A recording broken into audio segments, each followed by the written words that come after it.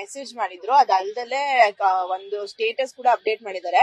ಅಂದ್ರೆ ಪಬ್ಲಿಕ್ ಆಗಿ ಸೋಷಿಯಲ್ ಮೀಡಿಯಾದಲ್ಲಿ ಈ ತರ ಸ್ಟೇಟಸ್ ಅಪ್ಡೇಟ್ ಮಾಡ್ಬೇಕಂದ್ರೆ ಅದಕ್ಕೆ ಸ್ವಲ್ಪ ಜಾಸ್ತಿ ಧೈರ್ಯನೇ ಬೇಕು. ಅದ್ ಹೆಂಗ್ ಅಷ್ಟು ಧೈರ್ಯದಲ್ಲಿ ಅವ್ರು ಆತರ ಒಂದು ಸ್ಟೇಟಸ್ ನ ಅಪ್ಡೇಟ್ ಮಾಡಿದ್ದಾರೆ ಅಂತ ಗೊತ್ತಿಲ್ಲ.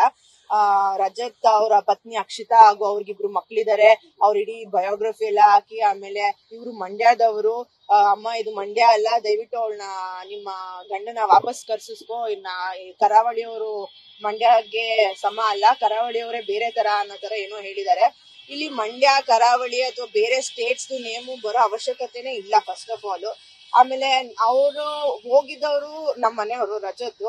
ಸೊ ನಾವ್ ಫ್ಯಾಮಿಲಿ ಇನ್ವಾಲ್ವ್ ಮಾಡೋದು ಇನ್ನೊಂದು ಸೆಕೆಂಡ್ರಿ, ಅದೂನು ಅವಶ್ಯಕತೆ ಇಲ್ಲ. ಸೊ ಬೆಳಿಗ್ಗೆಯಿಂದ ತುಂಬಾ ಫೋನ್ ಕಾಲ್ಸ್ ಬರ್ತಾ ಇದೆ.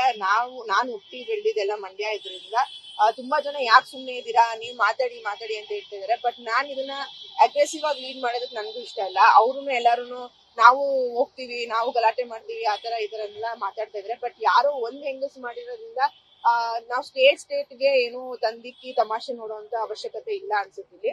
ಸೊ ನಾವು ಇವಾಗ ಕಂಪ್ಲೇಂಟ್ ಲಾಂಚ್ ಮಾಡ್ತಾ ಇದೀವಿ ಅವ್ರ ಮೇಲೆ. ಸೊ ಅವ್ರೇನ್ ಆಕ್ಷನ್ಸ್ ತಗೊಂತಾರೋ ಮುಂದಕ್ಕೆ ಅಂತ ನೋಡ್ಬೇಕು ನಾವು. ನ್ಯೂಸ್ ಫಸ್ಟ್, ನಿರ್ಭೀತಿಯಿಂದ ನಿಮ್ಮ ಪರವಾಗಿ.